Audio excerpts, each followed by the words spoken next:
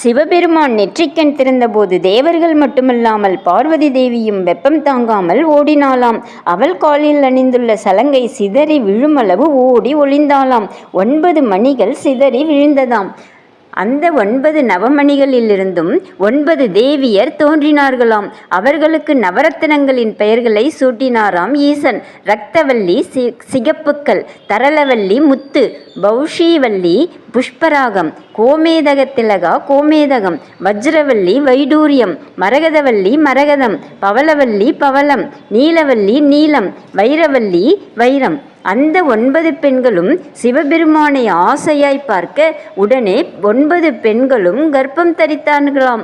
உடனே பார்வதி தேவி கோபமுற்று என் மணாளனை மயக்கி ஆசையாய் பார்த்ததால் உண்டான கர்ப்பம் வயிற்றை விட்டு வெளியே வர நீண்ட காலமாகும் என சாபம் கொடுத்தாளாம்.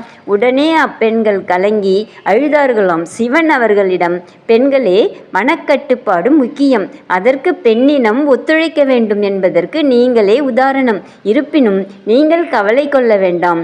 நீங்கள் நவகாளிகள் என அழைக்கப்பட்டு காவல் தெய்வங்களாக பார்வதி தேவிக்கு தொண்டு செய்து வாருங்கள் என உத்தரவிட்டாராம்.